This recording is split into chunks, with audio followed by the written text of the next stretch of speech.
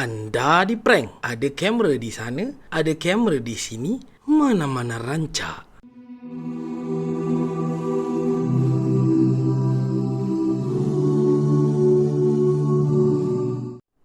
Budaya prank kini semakin menjadi trend di kalangan anak muda. Bahkan ianya dianggap normal dan diterima di kalangan masyarakat. Prank dari sudut terjemahannya adalah usikan atau gurauan yang berunsurkan hiburan atau kebudak-budakan. Terdapat juga sebahagian orang yang menganggapnya sebagai gurauan biasa. Dan Nabi SAW sendiri bergurau dengan para sahabat baginda. Betul ke Nabi buat macam tu? Melihat kepada trend masa kini, aktiviti prank ini dijalankan dengan cara menakut-nakutkan, gurauan melampau, membuatkan orang terperanjat, sengaja membangkitkan kemarahan ataupun seumpamanya. Ada pula yang kerjanya mendapatkan publicity dengan memuat naik video-video prank yang dianggap lucu dan menghiburkan sebagai tontonan umum. Sekali lagi, betul ke Nabi SAW pernah bergurau macam tu? Dalam satu kisah, Rasulullah SAW pernah bergurau dengan seorang wanita tua dengan mengatakan kepadanya bahawa wanita tua itu tidak akan masuk syurga. Wanita tua tadi beredar dengan perasaan yang sedih yang kemudiannya Rasulullah SAW menjelaskan semula kepadanya bahawa dia tidak akan masuk syurga dalam keadaan tua tapi akan masuk dalam keadaan muda. Kerana penghuni syurga itu semuanya muda remaja selama-lamanya. Nabi SAW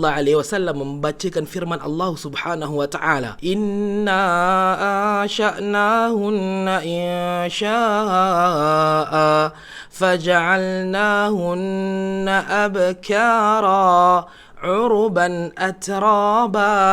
Sesungguhnya kami ciptakan mereka, yakni bidadari-bidadari syurga, dengan penciptaan yang sempurna dan kami jadikan mereka gadis-gadis yang perawan, penuh dengan kecintaan lagi sebaya umurnya, yakni muda remaja. Daripada gurauan yang dicontohkan oleh baginda Nabi SAW pada hadis ini, jelas sekali bahawa bergurau itu boleh, tapi bukanlah dengan cara yang terdapat padanya penipuan, merendahkan atau menjatuhkan maruah orang lain, atau menakut-nakutkan orang sehingga terperanjat ataupun trauma. Bahkan gurauan Nabi ini adalah gurauan yang menjadikan seseorang itu semakin bertambah kecintaannya kepada Allah Subhanahu Wa Taala. Lihat pula kepada gurauan kita, prank yang kita buat ke atas orang lain. Gurauan itu tidak membawa manusia untuk semakin mengejar syurga Allah. Penuh dengan kelalaian, hilai tawa, jeritan sana sini, penuh dengan kepalsuan. Bahkan mungkin ada kalanya gurauan kita itu dengan sengaja memalukan dan merendahkan manusia lain. Langsung tak sama dengan Nabi SAW. Pernah satu hari para sahabat radhiyallahu anhum ajma'in bermusafir dengan baginda Nabi sallallahu alaihi wasallam. Salah seorang daripada mereka tertidur. Lalu ada di kalangan sahabat yang menarik tali yang dipegangnya ketika tidur sehingga membuatkan orang yang sedang tidur tadi terkejut. Rasulullah sallallahu alaihi wasallam bersabda, "La yahillu li muslimin